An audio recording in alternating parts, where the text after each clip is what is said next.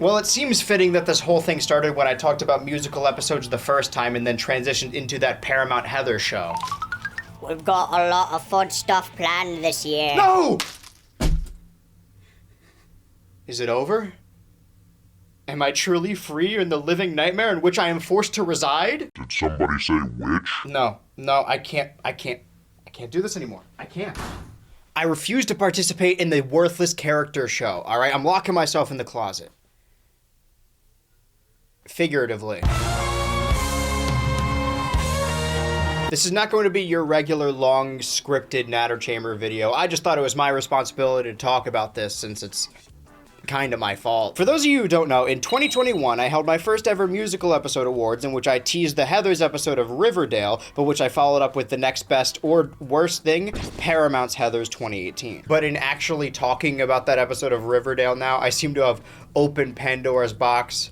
And now, Heathers was a popular 80s black comedy deconstruction of the high school flick that included a group of 3 popular girls who run the school, and then are infiltrated by an outsider who, through heinous acts, brings the whole school together at the end. The popular film was adapted into a musical starring Barrett Wilbert Weed and got really popular among gays and theater kids on the internet. This popularity was capitalized upon very poorly by Paramount, who attempted to reboot this hot property, but also kind of set it in the future by bringing back legacy cast members from the original film. And doesn't that sound familiar? Mean Girls was a popular 2000s black comedy deconstruction of the high school flick that included a group of 3 popular girls who run the school, and are then infiltrated by an outsider who, through heinous acts, brings the whole school together in the end. The popular film was adapted into a musical starring Barrett Wilbert Weed, and did not get nearly as popular as they probably would have hoped. This lack of popularity was capitalized upon very poorly by Paramount, who attempted to reboot this hot property, but also kind of set it in the future by bringing back legacy cast members from the original film. Now, Mean Girls 2024 is not a remake of the film, despite what the trailers may tell you. Hollywood had apparently decided for everyone that the average moviegoer does not want to see a movie musical, despite the 2 highest grossing domestic box offices last year, including musical number. We've been over this. Because of this, for some reason, all the major movie studios have elected to just not tell people that these movies are in fact musicals until the very last minute. I'm glad Wonka did okay, not because I'm like a huge supporter of Warner Bros, but because I just want more movie musicals. And while it wasn't groundbreaking or really needed to exist, do any movies really need to exist? It was fine, it was good, I liked it. This whole time, Timmy C just wanted to be a little whimsical guy and you called him cringe. Why is this Willy Wonka cringy? Because he always has been. Why do you hate whimsy? Granted, he doesn't have the edge that Wonka has in the original film, but this is a prequel, it's set way before the movie, and it does kind of end with him killing some people. The major character resolution of this movie is that Willy Wonka learns that murder is okay as long as they're bad people.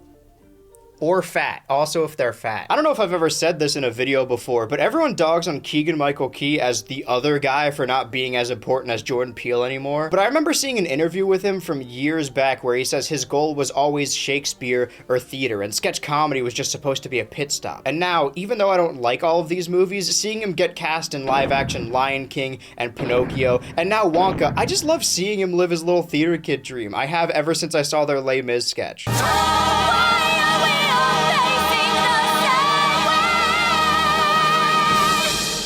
Is this city on fire? What's with all the smoke? And also, this isn't really that important to what I'm talking about, but I just wanted to put this out there. I'm really not appreciating the revisionist history around Tim Burton's Charlie and the Chocolate Factory. Like when Wonka was first announced and the trailer was showed off, people said, oh, this movie can't possibly be as good as the other 2, the original 2, that are equal in quality. Weirdly enough, it almost exactly mirrored what happened with the Star Wars sequels, where all the new Disney films came out and then a bunch of grown-up children showed out of the woodwork and said, huh, these aren't as good as the original 6.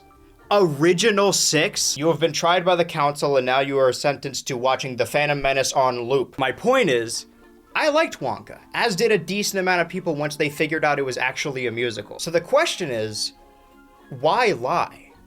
Because test audiences don't like musicals?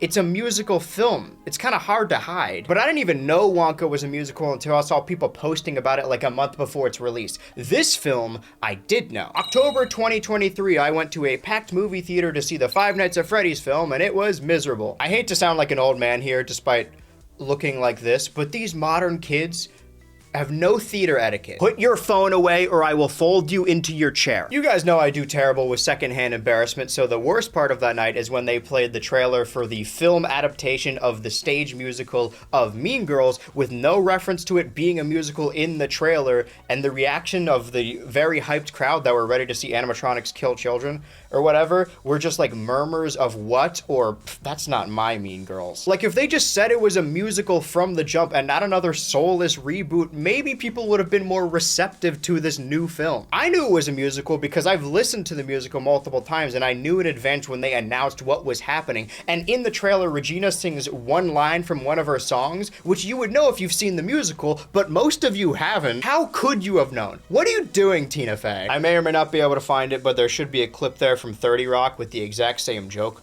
Lemon. I don't know why that's my Alec Baldwin voice. I've been watching a lot of 30 Rock recently. I'm not super into it. I just, Twitter told me it was good because they were posting out of context clips. It's like Family Guy or Teen Titans Go. 30 Rock is better than those. That's a weird comparison. It's just weird to me that a huge plot point in the show is that Liz Lemon, who is Tina Fey and looks like Tina Fey, is like undesirable and disgusting to everyone. I don't believe that for a second. Another thing I learned upon seeing the trailer is that it is no longer going to be a Paramount Plus exclusive. They are releasing it in theaters in January 2024, and now we're at an impasse. All of what I just said and what I'm reading now was pre-written by me about my feelings for this film prior to seeing it. And now, what we're about to cut to, and why this is a smaller video just in the middle of the month, are my scrambled, nearly unscripted thoughts about the movie immediately after seeing it.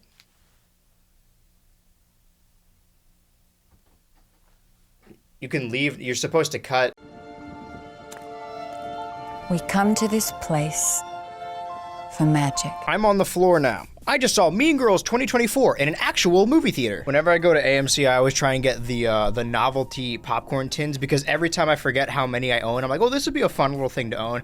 I own one for Wish, a movie I've never seen. The Blue Beetle one is the worst one. It's just a backpack. It barely holds popcorn. But there was a Burn Book one apparently, but it was not there, so I didn't end up getting it. Sorry, it ruined my whole experience, quite honestly. Before the movie started, there was a Mean Girls themed trailer for the film Argyle. I don't know why they did that. I don't know what the overlap between Mean Girls and Argyle fans are, if there are any Argyle fans. There was a little forward before the movie, like, you know, when you go see Mission Impossible 6 Part 1 or whatever, Tom Cruise is sitting there like, thank you for supporting movie theaters and seeing this in theaters. Tina Fey did one of those before this movie, but I feel like this, specifically this one, Mean Girls 2024, screams Paramount Plus exclusive streaming movie so much that it's just weird to, I mean, I appreciate it, I guess. The original idea for this section, the reason I didn't talk about the musical that much prior, like my thoughts on it, are because I thought I would compare the original movie and then the new one through the guise of talking about the musical. Because I remember like, oh, I don't like the musical that much. This isn't, I have issues with it because I kept remembering my issues. So the original idea was for me to talk about my issues through this new movie with the musical because I assumed they would be exactly the same, or at least incredibly similar. Come to realize that most of my issues with this movie were just stuff they cut out of the actual musical, and it made me realize that, wait a minute, I think I actually like this musical. I don't mind cutting songs because, like any musical, there are some songs that just aren't that good. I will always defend, is it called Whose House Is This? Not because it's a good song, but it is bad. I think it's purposefully bad though, because the character who sings it, the DJ Kevin, I think, in the movie is supposed to be very bad at rapping.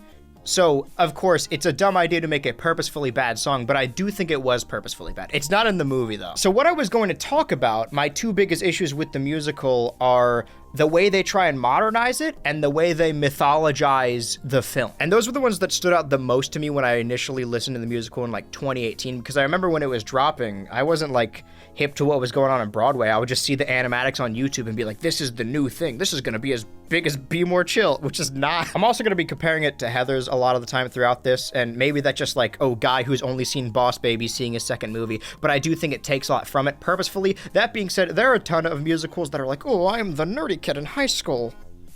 That's not a bad thing. I actually really like those ones. The thing about Mean Girls is it's timeless. I went back and rewatched it before this video. Not only is it fucking 90 minutes, no fluff at all, just absolute, like, and every scene has like an iconic moment in it. I'm not saying something being memed or gifted or quotable makes it a good movie, but it's succinct. It doesn't waste time. But because of that, and again, this is a thing that happens in Heathers as well. Heathers is my favorite musical.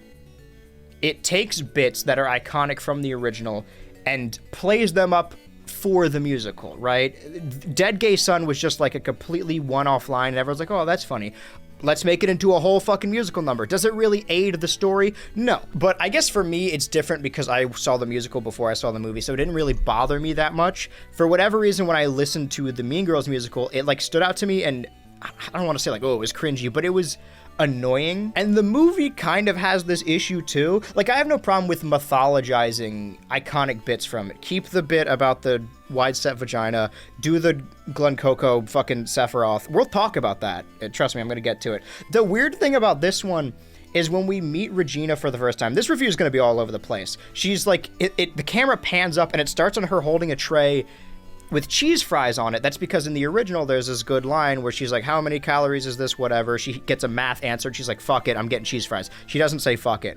But that happens after her establishing scene, so it just kind of implies that she eats cheese fries every day, which go ahead. The issue I had with modernizing the musical is that, of course, the movie is timeless. You don't need people being on their iPhones being like, Snapchat, I'm gonna boomerang this. Katie goes up to someone in her song, her opening song, and the other person says unsubscribe to her face. I guess it's just a stark difference between even a couple years, right? I guess it's been 6 years. Oh my God, I'm old. Where like 2018, you hear stuff about Twitter or whatever in musicals, and you're like, okay, the people writing this don't know what's going on. But then in the modern one, where it's all around TikTok, because during the pandemic, everyone got obsessed with TikTok, and you see it in the film, and your initial response is be like, okay, they're trying to modernize it. I initially actually thought they were future-proofing this musical because it seems like they were it's not the same company, but it seems like by the time the musical was being worked on, the Mean Girls musical, was also the same time that the Paramount Heathers series was coming out. And something I pointed out about the Paramount Heathers series is that it's a retelling, it's a remake, but also it uses cast members from the original to be like the adults in this one, so it's got a confusing thing where like Heather Duke is JD's mom. It's a mess. And I thought that's what was going to happen with this, like, oh, it makes sense now. That's why they wanted to modernize the musical, so in this movie they could bring back all the previous cast members and like pass the torch in a weird way. Weird to pass the torch in Mean Girls. But that's what they were doing. Oh, that's why they were modernizing it. But even in this film, spoilers for the movie, of course, like obviously Tina Fey's in it, you know that. The only other cameo I think is when Lindsay Lohan shows up at the end. Like there's not like, oh, this character played this person, they're passing the torch to the next person or whatever. So they just modernize it in the musical for no reason. And when I listened to the musical and watched the slime tutorials, by the way, the one I watched for this unofficial, you guys know slime tutorials, you can see very clearly the person filming is like focusing on one of the band kids, like the character that plays a band kid in the background. I like to think they're like a proud parent just zooming in on their kid. Also, Ness from Earthbound shows up. And when I listened to that in 2018 and I was 17, I guess I would hear like, oh, we're memeing this. There's a whole song about memes. They cut that from the movie, which I don't like that song, but we'll get into cut songs later, but it kind of does a disservice to Damien. You hear all that and you're like, God, that's so cringy and stupid. This doesn't add anything to the story. But then you watch this movie and you see characters talking to their phones and something clicks and you're like, wait, actually this does kind of work. Like, I don't know if you've rewatched Mean Girls, but for whatever reason, they have like talking heads in that movie. Like, it's kind of like a mockumentary where, like, obviously Katie will do narration for herself because she's the main character, but then we'll have, like, asides of interviewing other students talking about specific stuff, and it doesn't really, like, it doesn't take you out of it, but I never really remember that because I'm like, oh yeah, why do they do that? It doesn't track. But then you see this modern film, and it combines the weird, like, modern, ooh, we have iPhones of the musical, and that, and it's like, oh, it makes way more sense for them to just be talking to their phones, TikToking. I don't know why I said it like, why am I seeming like I'm older than I am? I turned 23 this year, and I feel it may be my last year ever. So that does make more sense. So the modernization wasn't that bad. At least in this movie. It actually, for the first time, I saw a change in this movie that I'm like, oh, that's actually a really good idea. So my idea, again, was to talk about the musical, what I don't like about it through this movie. And that's basically what I just did. But a lot of the issues I had with it were kind of fixed. That being said, a lot of stuff I do still really like about the musical wasn't done super well in this movie. I guess I'm gonna talk about the music now. I am not a music expert, but I know stuff when I hear it. They changed a lot of songs. They changed the song about Africa. I think it's called It Roars. So they changed that to a different song. Not a whole lot changes about the story because of that, other than the fact that they deleted Katie's dad. He's not in this at all, which you would think like, okay, whatever. You want to have one less character in the movie, that's fine. That simplifies it, but it doesn't, because then it basically gives her mom nothing to do, because her parents serve as like good cop, bad cop in the original film, where her mom's like, you're grounded, and her dad's like, oh, she can go out, whatever. She's allowed to be alone by herself. There's a plot point in the movie, and by extension, the musical, the stage musical, where Katie has like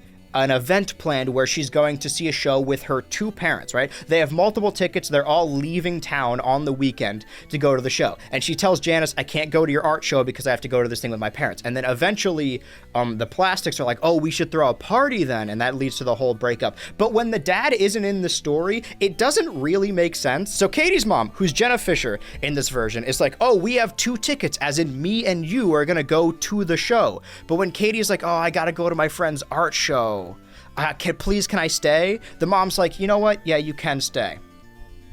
I'm gonna go by myself though. Like, I know you don't want the tickets to go to waste, but if you bought these two tickets to go exclusively with your daughter, it makes more sense to be like, oh, my parents can go together. They'll be fine. Why doesn't the mom just stay? Whatever.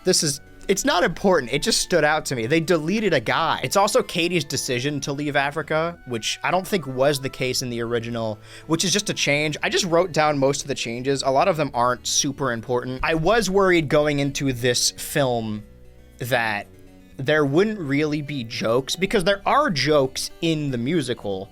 And while, of course, it plays up the ones from the original, they do the Danny DeVito joke. You want them to do their own bits and not just keep redoing the ones from the previous movie, because then, like, why are you even doing it? And there are a lot of original bits I like in the musical that are still intact in this, kind of. Obviously, I knew some stuff was going to be changed. Listen, I'm not going to sit here with this color skin and this dick and balls and be like, we're too sensitive, because, come on, I was never personally impacted by that. What right do I have to be like, why is everyone offended? I wasn't saying that, by the way. I don't want to complain as like, they did this thing differently. There is one thing I want to talk about specifically, not because I think they're like, oh man, they pussied out, this movie's gone woke, whatever the fuck that means.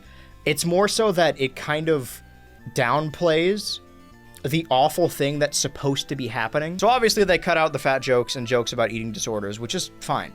If you're gonna replace it with something, that's totally fine. There is a bit I really like in It Roars, where they're talking to Katie and they're like, we're gonna go to America, and she says, oh, maybe I can beat an obese person. I think that joke's funny. It's kind of a tough thing to talk about, I guess. It's certainly not my place, because, you know, who cares what I have to say about it? But we're all adults here, all right? I don't make these for doo-doo diaper babies. We're adults, right? In the original film, when they put Janice's name in the burn book, they use this word to describe her. That's her thing. That's the thing that burns her. That is the insult. I imagine the musical was like, oh, well, that can't be the only thing, right? We're trying to make this modern. Let's add a weird thing before it. Oh, she pretended she was an alien. Isn't that embarrassing? We'll put space before it.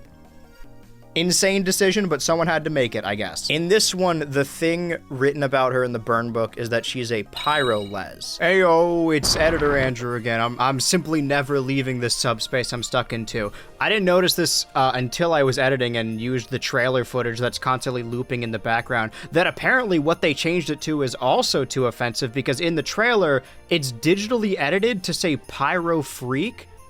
For like why even use that scene in the trailer at that point? You're making more work for yourself. I'm not mad about the word change, because again, this one and Les they get the same idea across, kind of, but not really. This one is far more hateful, and that's why it's impactful when it hits. But I guess the idea still comes across. What they do in both versions of the musical is add a thing before it, right? Oh, she's a space because she pretended to be an alien, which is embarrassing. She's a pyro-les because she lit the thing on fire.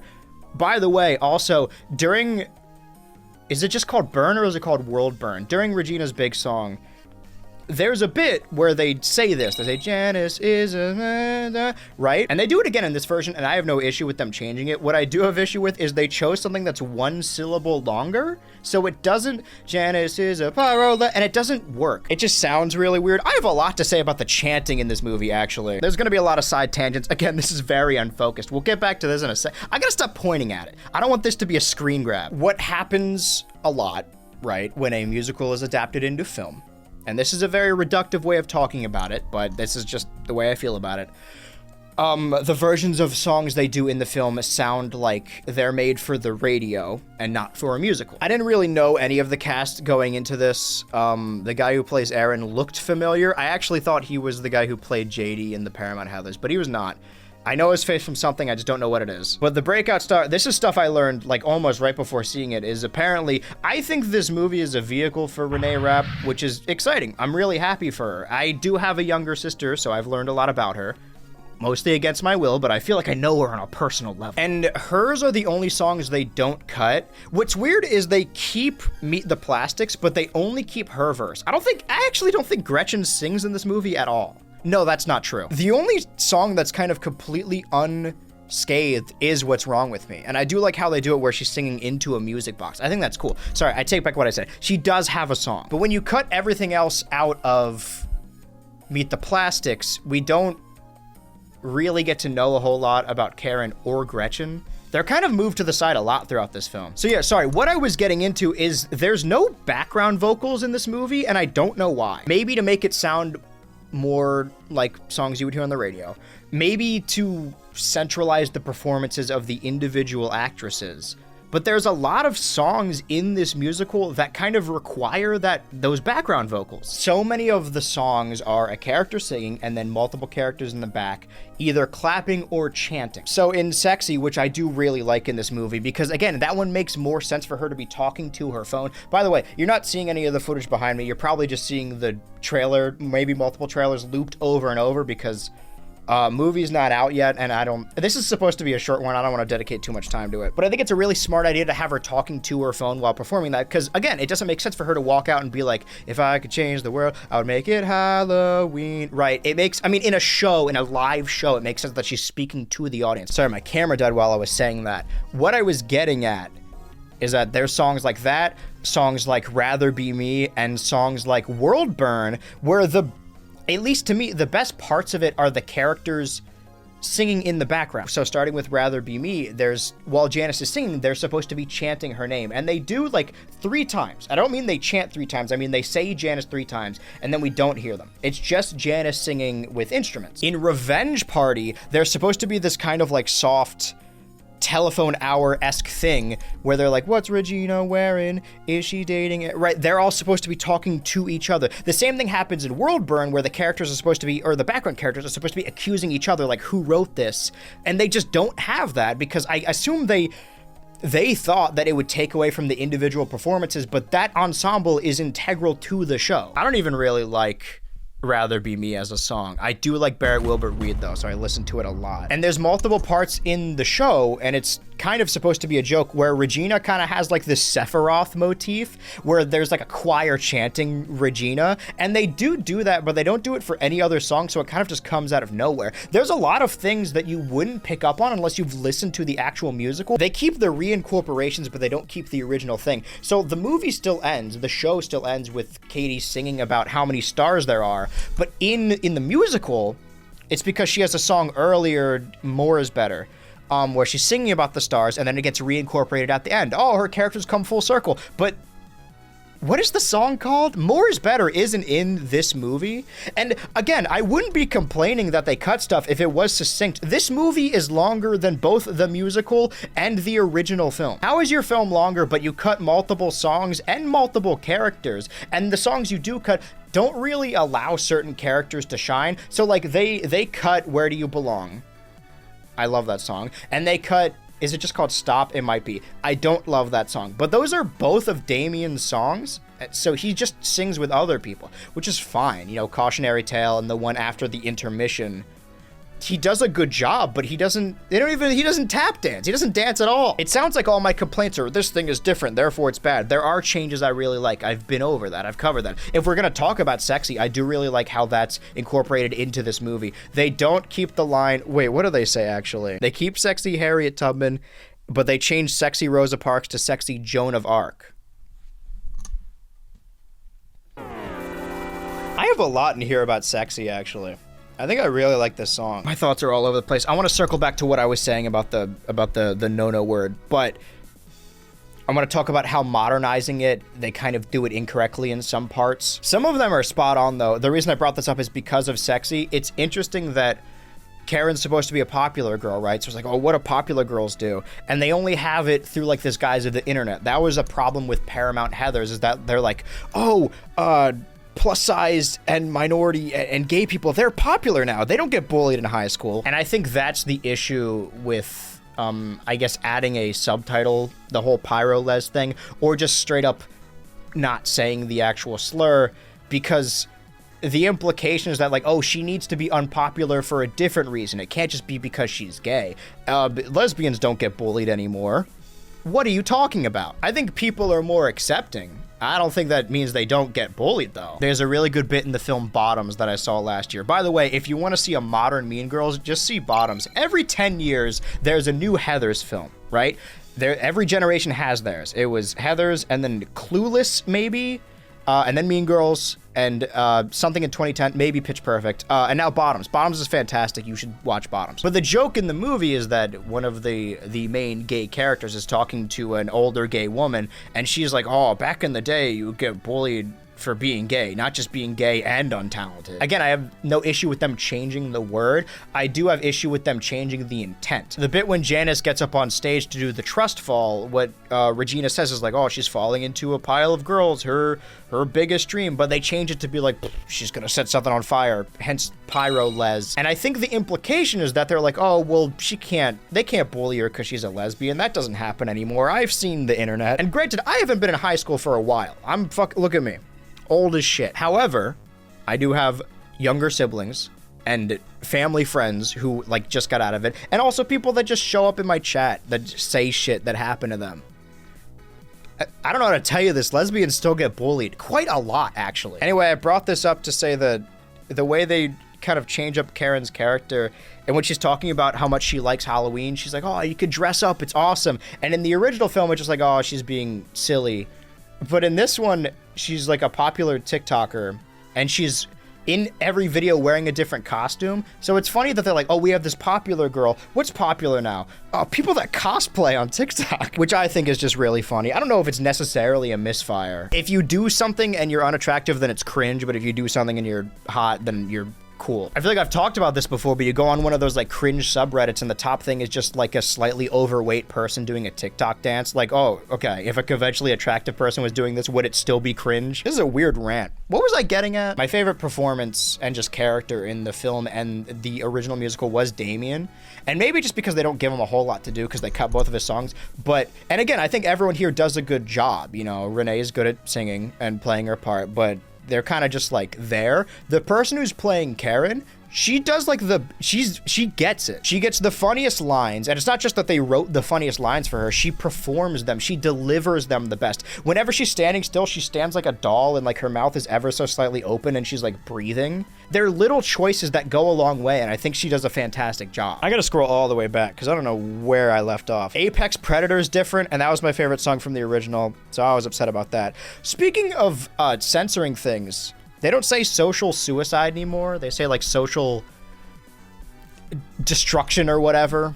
Unaliving. I feel like there's this idea, and I guess we're gonna put it to the test with this video, that you can't say the word suicide because then you're gonna get shadow banned or demonetized or whatever. It mostly came from TikTok. I fucking hate the term unalive. You can say kill. You can say die. We're not on network television. This could be a note about the film, or it could just be a thing about me. I think it works either way. That because I saw Mean Girls, the first one, as a kid, I not looked up, but you know what I mean. Like, I saw these people as like paragons, like, oh my God, they're way above me. Whereas now as an adult, I'm watching this film and I'm like, these are teenagers. Where when I go back and watch Mean Girls, I'm like, these are adults acting. Where I watch this, I'm like, oh, these guys look like teenagers. I don't know if that was like a better casting decision or maybe I've just gotten older, but I will say the cast of this film does legitimately look, they're probably not teenagers, but they look like it. Acapella, ukulele cover, Stupid with Love, visuals make up for it. That's what I've written down. So I imagine a lot of the songs just sound off, right? I don't hate this film. I think it does a lot of visually interesting things. I know this video so far has just been me being like, they changed this, rah, rah, rah, rah, rah. But the changes they make are bad and dumb. That's dope. And some of them just kind of change the context. So when they do sing Apex Predator, there's supposed to be a part where Katie sings to herself while at the mall. Important footnote, how many feet do I have? I kind of get the feeling that they put a lot of money into this school set, because they do go to different houses for like parties or whatever. I think we're only at Regina's house like once, maybe twice. But most of the time is spent at the school. So there are scenes that would have normally taken place at a different location, like the mall, for example, or like whenever she's being tutored that took place at her house, that are now like recontextualized to be set at the school. So when Katie sings at the watering hole, she's the girls who weren't nice, right? That shit. It happens on the schoolyards and not at the fountain at the mall. But the thing about that is like that part of the song, Katie is singing to herself about like, oh, her plan, right? Because she has Janice and Damien's plan, what they're saying to her, but now she's like thinking out loud like, oh shit, this is the Apex Predator. It's kind of fun to be near her. And she sings, or she's supposed to, even though Janice is great, she does not have that power, right? She sings that to herself and to the audience. But in the film, Damien sings that while standing next to Janice, so they're both like, I don't know what's going on. I just wrote sounds terrible here. I really like Apex Predator. I feel like they kind of fucked it. Ariana Grande exists in this universe. Gretchen pulls up a playlist. She's like, you got to get caught up like Captain America style of all the classic songs. Ariana Grande is listed, which means she exists in this universe. So my question is, what was the Thank You Next video then? Like in this universe? What is it supposed to be based on then? I actually think during the rocking around the pole scene, I'm pretty sure Damien says thank you next. It's like, oh, it's a cheeky little reference. But how does he know that?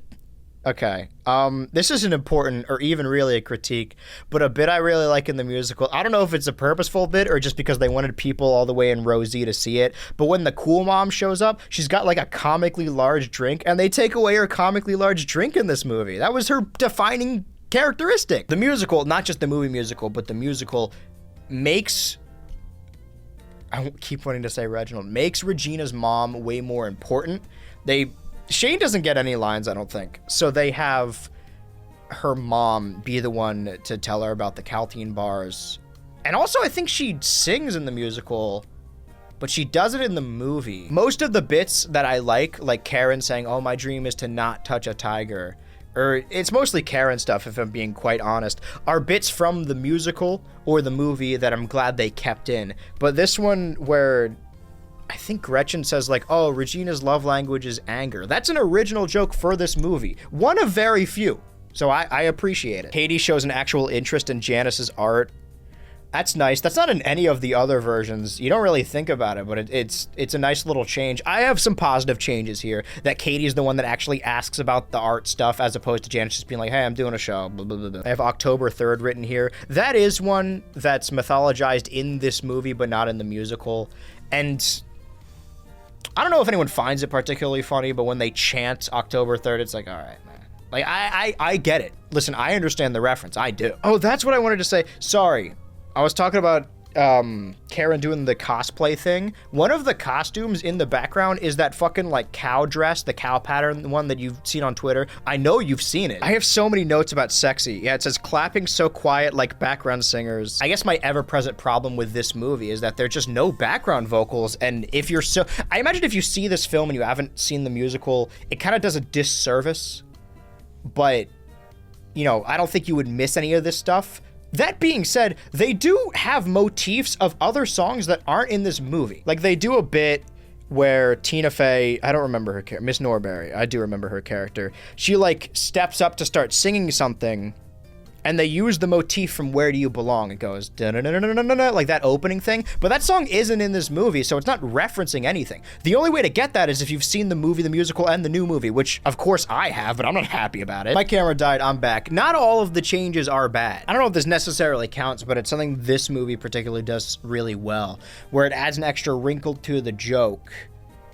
I'm gonna explain it. So after the big party that Katie throws at her place, after her mom goes by herself, that's a different version of the movie, Janice and Damien pull up in a car. It's Damien's mom's car that they have a curfew, so they gotta get home quick, and he's just borrowing it so he can go to the art show. And this is when the big confrontation happens. So they're driving in that car. It's a car. In the musical, the stage musical, because this is an important character moment, it is a song. I guess before I get into that, I have to kind of talk about how they changed Someone Gets Hurt, the original, because there are a lot of, I still don't know if it's reprise or reprise. There's a lot of reincorporations in this musical that aren't set up properly, so it doesn't really make sense when they are reincorporated. The thing about a lot of songs in this is you would think like, oh, they made it sound more like a radio song because Renee Rapp has to be able to do it. But I think her initial claim to fame was playing Regina in this actual musical. So we know that she can do it. I feel like the movie's kind of overcorrecting for a flaw that she does not have. She's incredibly talented. So they changed the first version of Someone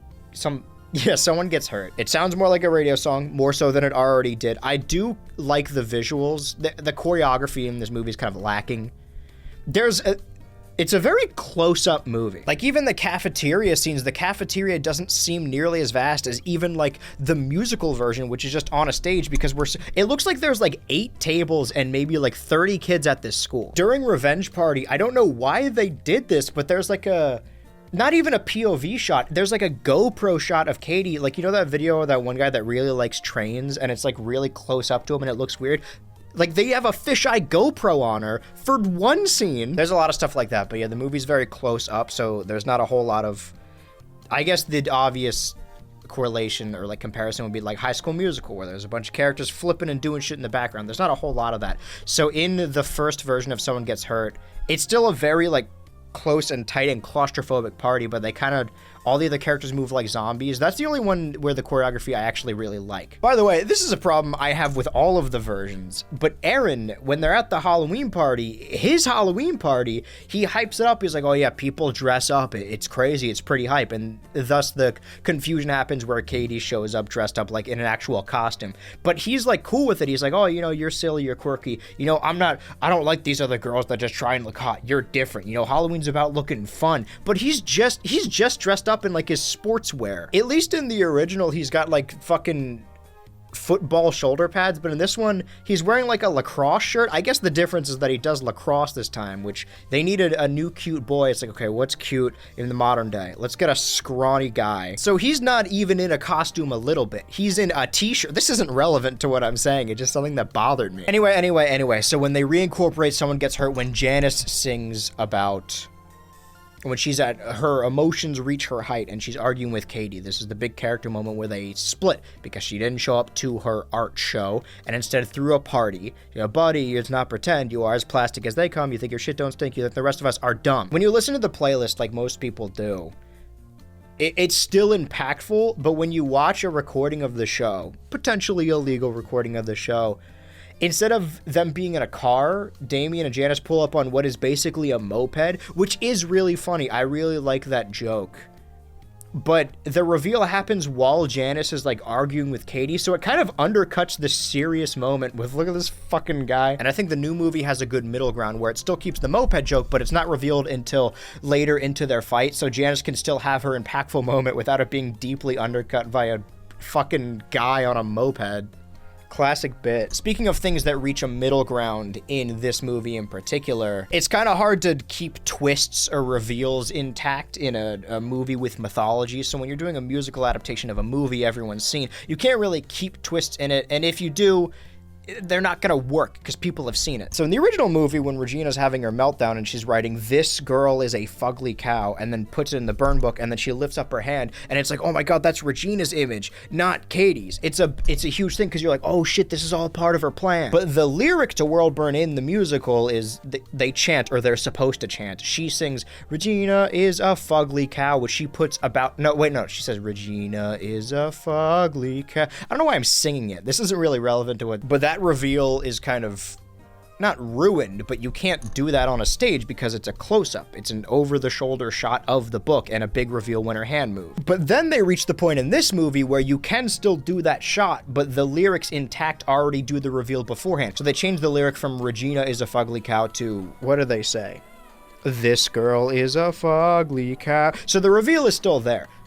I appreciate it. I imagine all the people seeing this movie have already seen Mean Girls front to back, if not the musical, at least the movie. So it's not a reveal, but I don't know. It's a middle ground I like. I guess I'm trying to find good things to say about the movie, the stuff that couldn't be done in the original or the musical, right, the stage one. And this plays the middle, which I think was a smart decision. There's a compilation of TikToks after Katie pushes Regina in front of a bus, and somebody calls Katie a wench, I think. I'm pretty sure it said wench, it's an interesting use of lingo. Similarly, a joke has kind of, not purposefully, but taken on a new life as a joke, where in the original, when Katie is finishing her transformation and she calls Aaron biatch, the joke is that, like, oh, it sounds super insincere, like, okay, we know she doesn't actually talk like this. But the joke's even funnier in 2024 because nobody says biatch, and nobody has for 2 decades. The Spring Fling, they have, like, a band do a cover of Stupid with Love. I don't even necessarily like how Stupid with Love is in this version. Again, it's like an a cappella ukulele cover someone would do on their couch. It's just not bombastic. Everything about this movie is very close-up and quiet, which is not what you want for a musical, at least not this kind. But I'm glad World Burn is still mostly intact, despite not having the background chanting. It's my favorite song. They missed that part. What notes did I not talk about? Somebody in the little asides of the talking heads where they're like texting or posting or filming themselves. This is in quotations. I don't know who said it. She ate house down. That's not even necessarily a note. I really wanted to say it. During the talent show, somebody does like a tap dancing performance and they tap the like progression from stop, which again isn't in this version. They're not even necessarily complaints. I'm just more confused as to who these are for. Is this movie for people that like the musical? Clearly not, because the marketing doesn't have any musical stuff in it whatsoever. The theater wasn't packed, but there were people in the theater. Luckily, I think most of the people I was with, sitting around me, I went by myself. They knew what they were getting into. I'm glad the marketing's kind of come around to stop being like, we're ashamed this is a musical, and more like Renee Rapp has a very, I really hope I'm saying her name right, has a very dedicated fan base, and they're like, oh shit, we want to hear her sing. And I stand by what I said. I do think this is a vehicle for her career, and I hope it turns out well. You're ruining the continuity. They take out the joke about them having sex in the lion costume. I really liked that one, especially the way Gretchen performs it. They don't really give Gretchen a whole lot to do in this. If they don't do the boob cutout anymore, the fashion trend that catches on at the school is that she has like wet eye makeup. I think I have 1 or 2 more notes. They're not necessarily important, but I thought I should bring them up just for the sake of discussion. We talked about earlier that yes, in fact, gay people do still get bullied. Just because you think people on the internet are accepting, that doesn't mean they don't get a shit time while dealing with high school. The difference is Janice is actually gay in this version, and I don't think she is in the movie. I'm not sure if she is in the musical. It's not really a big change. I guess it makes it more impactful if they're not going to keep the slur, which is fine. The reveal this time, the pyro-les comes from, she gave Regina a stuffed animal with a little pride pin on it, and that was her way of coming out. So instead of Regina just spreading an awful rumor about her, it's true, she is gay, and that they're just not supportive. The unpopular thing about her is that she set a stuffed animal on fire. I bring that up not because it's important, but because my final note, the story they tell, Janice's tragic backstory, is basically Close-Face from Moral Oral, where they do like spin the bottle and then Regina kisses Janice and then she's like, oh my god, isn't this funny, guys? It just made me think of Moral Oral. I've been thinking about Moral Oral a lot. I don't know why. Yep, several notes. about Mean Girls 2024, and by extension, Mean Girls the Musical 2018, and by extension, Mean Girls the film 2004. I think it was 2004. You know, the original film was actually based on a book, so I technically haven't done all my research, so that's, I don't know where I landed on this, if this is, because again, this isn't a review, this isn't a structured anything. I just knew I really wanted to talk about it, because I set up a bunch of series, right? Oh, this is the guy that talked about this, of course he has to talk about this, right? Are you biting me? He's biting my pants. So I talked about Heather's the Musical multiple times. I talked about Riverdale's Heather's episode, and then musical episodes, and then I also talked about Paramount's Heather's 2018. So I thought this would be a good way of bringing it all full circle. Hopefully this is the final Paramount venture. I don't know if the film's going to do well. I don't know if it was a good decision to put it in theaters. I always prefer seeing stuff in theaters, but this was most definitely a streaming movie. It's shot like one. It looks and sounds like one. There's no like fantastic performance in this other than the person who plays Karen. I look crazy right now. Sorry, I've been up for a while. I wish I could give you a review like, "Ooh, this is a 5 out of 10, but I don't do numbers. I just compare it to other stuff. This isn't really me telling you if you should or shouldn't see a movie, because when people ask me that, my answer is always yes. Even if it's something I absolutely hated, someone's like, okay, well, should I watch it? Yes, of course watch it, because you need to form your own opinions. This isn't like an argument thing. I'm just saying, like, don't let me tell you what to think about specific things. Also, a movie's like a couple hours, you know, it's not wasting your time. A show, on the other hand, will waste your time, but you could at least know if a show is bad by like episode 5. Unless you're watching BoJack, stick with BoJack. I know it's not super good early on. I mean, it took me to season 2 of Succession to get really into it. Now that's like one of my favorite shows. I don't know what the purpose of this was. I guess I had a lot of thoughts to say, and I really just wanted to wear the pink shirt. And I want my pink shirt. I guess one thing I learned about myself is I thought going into this that I would like make fun of the musical through this movie, but then I saw all the changes in the movie and started defending the musical and realized like, oh wait, I actually do really like this musical. The two things I don't like about it are kind of rectified in the movie, except for the cheese fries thing, which isn't really a complaint as much as it's just like weird. But I suppose that's all the stuff I have left to say about the Mean Girls franchise, and I imagine all I will say about it for the foreseeable future, unless they do like Paramount Plus exclusive spin-off movie about Regina's mom. Actually, I do want to see a spin-off about what happened to Katie's dad. I'm worried about him. I'm worried he got eaten by lions. It sounds really hectic out there. Yeah, I know, right? Wait, I know that voice. I thought you might. Where's that coming from? Where are you? Where's the camera cutting to when I'm talking? The vent? Then I'm in the vent. Well, how'd you get in there? How did any of us get anywhere? Oh, I hear that. I've just had a really weird year, and quite honestly, I just like to start fresh. This line of work will ruin you. Yeah, but it wasn't even me. I did everything right, and still. Huh. You stopped suspiciously in the middle of your sentence. I guess this all started when the man in the suit showed up. But why did they want him so bad? And what does that have to do with me? Well, I may just be a strange man hidden in a vent, but it sounds like all of your problems could be solved if you just found this suited man. Yeah, you're right. And then maybe they'll trust me again. Maybe I can gain back some control. Maybe I can get my friends again. That's just what I was about to say. You know, we're actually more similar than Thank you, Vent Man. Now I know what I must do. I gotta hunt down that purple-suited man and get answers and finally get redemption for everything he's done to me. Oh, and also talk about movies and cartoons and video games. Probably more video games than last time, because the cartoon one has been working out very well. Copyright, but more of the same, but probably some video games as well. Did you leave? I'm just gonna assume he left. I still wonder what happened to Katie's dad. I hope he's okay.